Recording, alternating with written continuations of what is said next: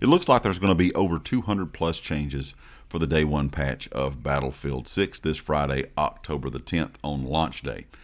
The team over at Battlefield put out a big Battlefield comms talking about some of these changes. They said that there will be over 200 changes focused on bug fixes, balance and improvements, and polish for release. Stay tuned for the full launch day update notes closer to launch. I'm assuming we'll get those by Wednesday or Thursday. I will make a separate video about that when those are available. But they kind of hit some of the high points or some of the things we can expect within this. You may have heard them talking about some of these over the last couple of months since the beta.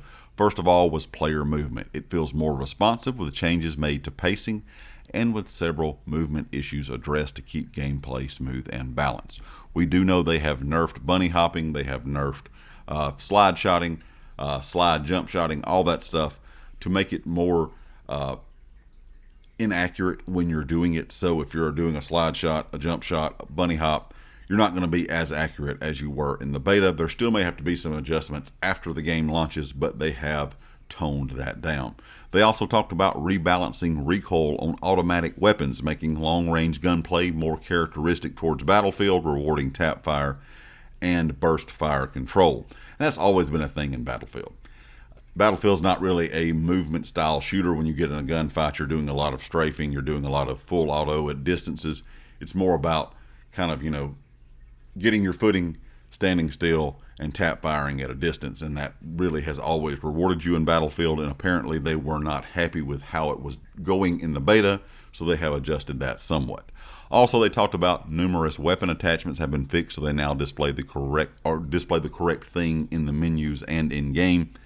And that was an issue in the beta, and I've also heard that it was an issue in the recent Battlefield labs where some of these attachments were showing the exact same thing as other attachments. So they were not describing what the attachment actually did, so hopefully that will all be adjusted when the game launches, or at least show the right information.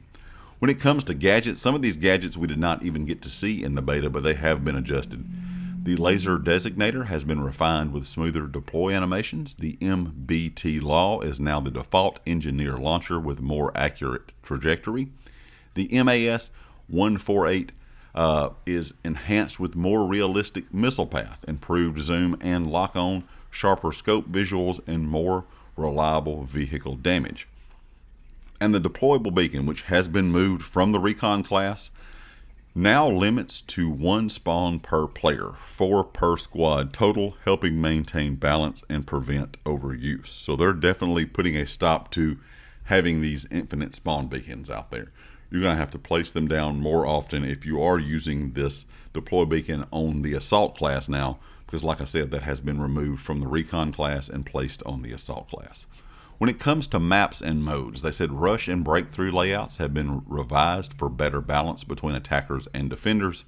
I was glad to hear this because I really did enjoy breakthrough during the beta, but there were some of the maps we had during the beta that were definitely really one-sided, either towards the attackers or the defenders.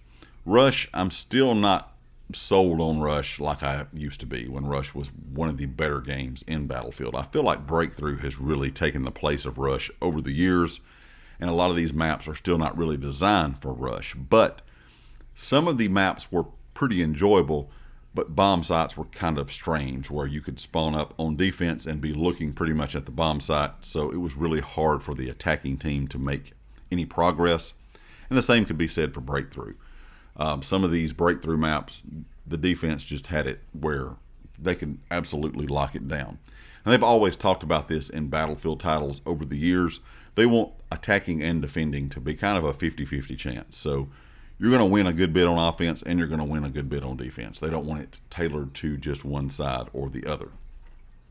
Operation Firestorm has also been updated with improved vaulting, lighting, and performance, while Siege of Cairo spawn killing and out of bounds issues have been addressed. That was a problem during the beta. They also talked about several weeks ago fixing the issue with people getting on the roofs of Siege of Cairo, so that has been addressed as well. We'll have to wait and see, of course, this Friday if everything is as smooth as they say here with Siege of Cairo. Of course, we can kind of expect some, bugs and hiccups with the day one launch. For the UI and HUD, the elements are clearer and they updated the overlays, animated pings, new mini-map options, and smoother loadout and deploy navigation. The biggest thing here is the new mini-map options. I'm going to be curious to see what they have changed, because during the beta a lot of people were asking for the option to move the mini-map from the bottom left corner to either the top left or top right, or even bottom right. Some people may want it on the bottom right side. Either way, I'm hoping that is what they have done, because really when it comes to other options, I'm not sure what they would have added that we have not had in the past in Battlefield. We had, of course, all the options to zoom the map in and change that kind of stuff, but when it comes to map placement, we did not have that option in the beta, and I hope that is one we have now, because that would be a big help for a lot of players out there. Some players may not like the map on the bottom left, which has been traditional in the last couple Battlefield titles, but a lot of shooters have the mini-map in different locations, so I think having the option to where players can move it to where they prefer it is probably the best idea. When it comes to settings, they said settings and controls have expanded with new options like VO volume sliders, sprint bob reduction, and camera roll toggle for accessibilities, plus refinements across platforms. Now, we did have that article about a month ago where they said they were secretly building Battlefield 6 for console, that they were really focusing on console when creating the game. So it sounds like they have gone in, and I'm sure these settings will be on PC as well, but they really have gone in and adjusted things within the console settings as well. And I'm glad to hear that. I think there's a lot of players out there that play on console. I know there's a lot of players that play out there on the EA launcher on PC and of course on Steam as well, considering Battlefield has been one of the top sellers on Steam since pretty much the beta. It's been pre-ordered a lot. It's been wish listed a lot. So I know there's a lot of PC players, but having really good controls and settings on console is a big help for players like myself that will be playing the game on console when it does launch.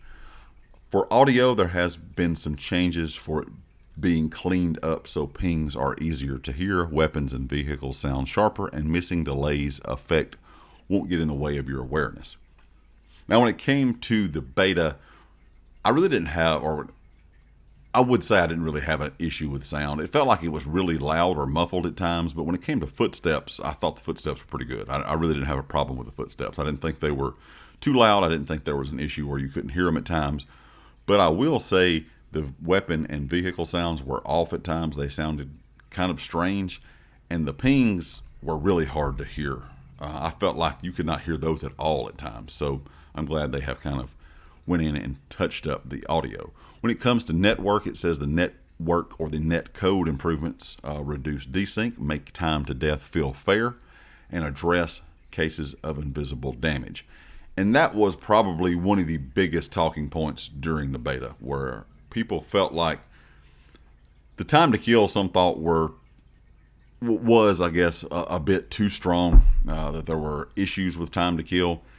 And it had been shown that other games, I always think of Battlefield 3 where it felt like you died instantly. Battlefield 3 had a very fast time to kill. But my biggest issue was time to death. It felt like you were dying in a bullet when you really were not, and that was because of the netcode desync issues. And hopefully that has been improved, because that is very frustrating when you go into a game, and even if the time to kill is fast, you feel like you're dying even faster. That is very frustrating. And also that invisible damage was an issue. I did not have that big of an issue with it, but I know there were cases or players reporting they were spawning in, taking damage. It only happened to me maybe twice the entire 2 weekends of the beta, but I know players were talking about getting an invisible damage or just taking damage pretty much right as they spawned up and nothing was around. So hopefully those things are improved. It says, thank you again for your trust, excitement, and feedback that helped us shape the Battlefield 6 experience. See you at launch. Now, this is, of course, just a taste of all the changes. If there's going to be 200 plus changes, we're going to see a lot of stuff here when these patch notes are released. It's probably going to be pages and pages.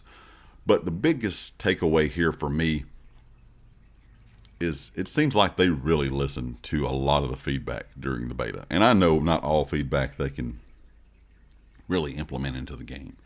They may have to implement parts of some of the feedback. I know they can't change every single thing. Probably the biggest thing I didn't really see here mentioned was the Menu UI, I know that was a big topic too for a lot of players. I said even in a video, I felt like I was on Hulu or Netflix. I'm not a big fan of how games have gone to this tile kind of idea where you move left and right, and it just does not look as good to me as the older UIs we used to have for menus. But they said they were going to work on it, but it may be later down the road before they really can make big adjustments to it. So I don't expect it to be really different than it was in the beta. So that may be why they did not mention it here. But overall, it seems like they are listening to the community, and that is a great thing, because that means going forward, we know we're going to have problems on day one. There's going to be bugs, there's going to be issues, but as long as the game plays pretty much as smooth as it did during the beta, I don't think you're going to hear a lot of complaints from the community. And then we can start adjusting and fixing things going forward by, giving our feedback to the developers. Leave me a comment, let me know what you think about all these changes. Having 200 plus changes on day one, that's going to be a pretty sizable patch. So I'm waiting to see exactly what all has changed since we have, experienced the game last during the beta. Leave me a comment with your thoughts, and if you like the video, hit the like. If you have not subscribed yet, please do so, and I'll catch you next time. Peace.